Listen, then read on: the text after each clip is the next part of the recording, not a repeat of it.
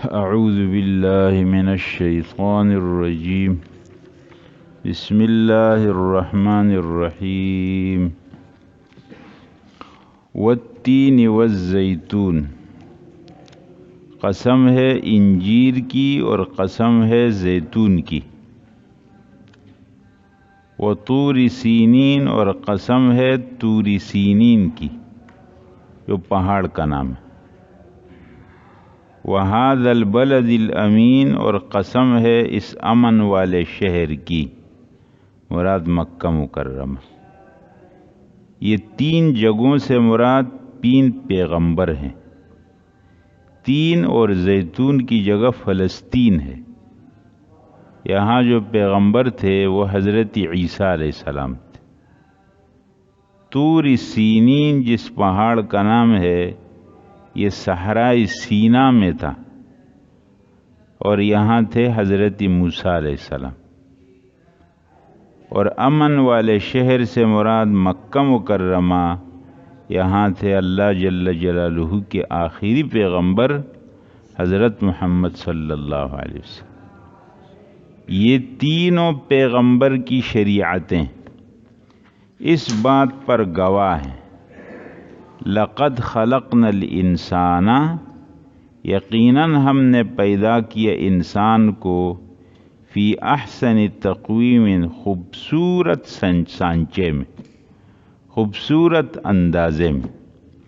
یعنی اللہ جل جلالہ نے انسان کو باقی مخلوقات میں کتنا خوبصورت بنا دی، اس کے اعضاء کو سب کو کتنا اعتدال پر رکھا۔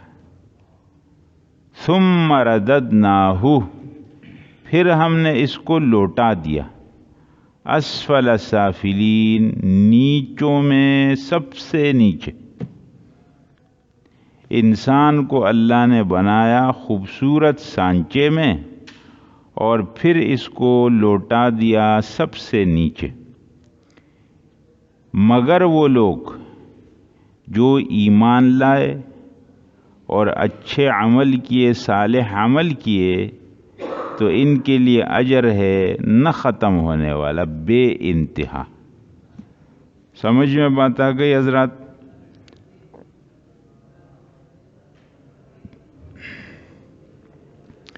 تین انبیاء کا ذکر آیا، سمجھ آیا؟ یہ تینوں پیغمبر اولو العزم جس مقام پر آئے ان مقامات کا تذکرہ ہے، تو یہ اولو العزم پیغمبر سب اس بات پر گواہ ہیں کہ اللہ جل جلالہ نے انسان کو خوبصورت سانچے میں ڈالا، خوبصورت اس کے اعضاء بنائے، خوبصورت ان اعضاء میں قوتیں رکھیں۔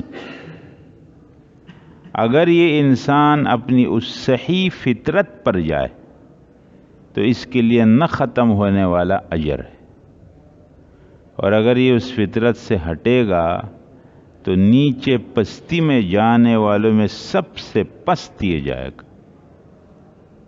سمجھ گئے؟ معنی اس کا یہ ہوا کہ اللہ جل جلالہ نے تمام انسانوں کو خوبصورت سانچے میں بنایا۔ اب آگے فطرت پر چلے گا تو یہ انسان بہت اوپر جائے گا، اور اگر یہ اس فطرت سے ہٹے گا تو یہ سب سے زیادہ ذلیل ہوگا اس مخلوق کے۔ اس لیے اب اس انسان کے سامنے یا انتہائی عزت کا راستہ ہے یا انتہائی ذلت کا راستہ۔ انتہائی عزت کا راستہ وہ ہے جو انبیاء کرام لائے، اور خاص طور پر تین انبیاء کا تذکرہ ہے۔ انہی کی تین بڑی بڑی کتابیں، تورات، انجیل، قرآن۔ زبور مختصر ہے، زبور میں زیادہ تر مناجات ہیں، دعائیں ہیں، حضرت داؤد علیہ السلام جو کرتے تھے۔ تو جو شریعتیں بڑی اللہ کی طرف سے انسانوں کے پاس آئیں، کتابیں آئیں، یہ تین بڑی کتابیں، تورات، انجیل، قرآن۔ آج بھی تورات، انجیل بائبل کے نام سے دو اس میں کتابیں ہیں، پرانا عہد نامہ، نیا عہد نامہ۔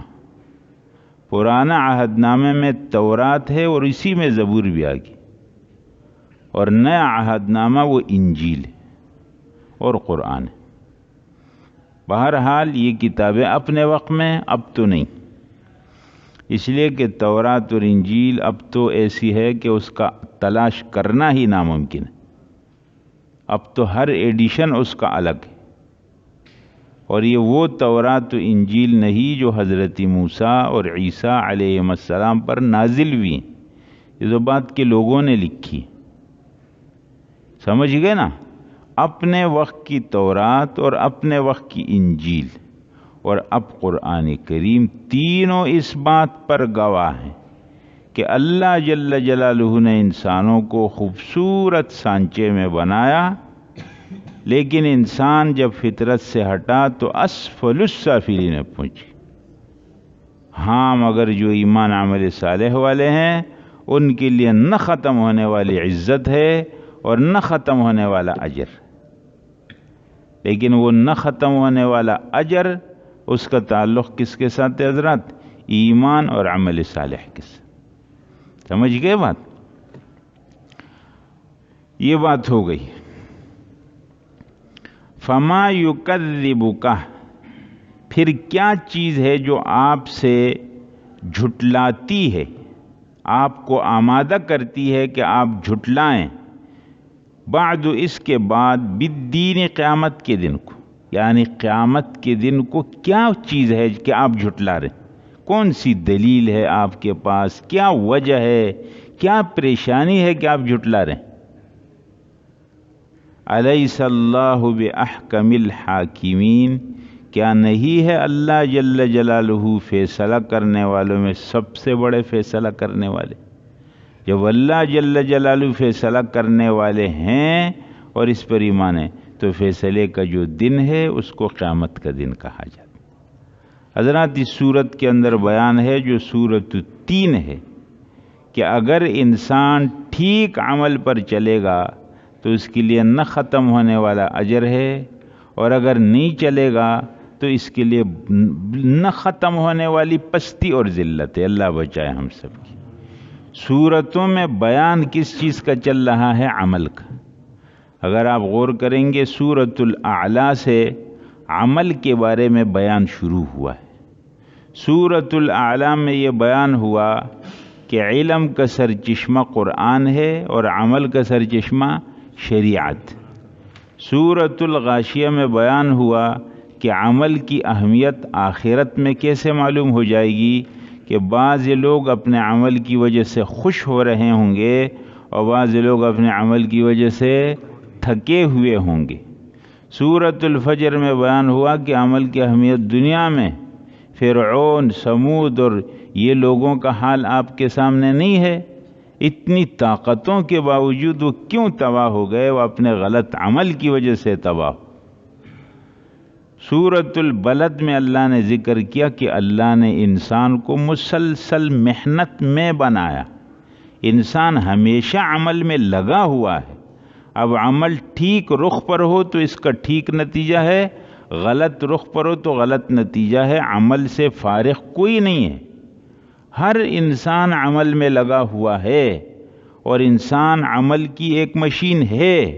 دنیا کا کوئی انسان عمل سے خالی نہیں ہے، ہر انسان ہر وقت کسی نہ کسی عمل میں ہوتا ہے۔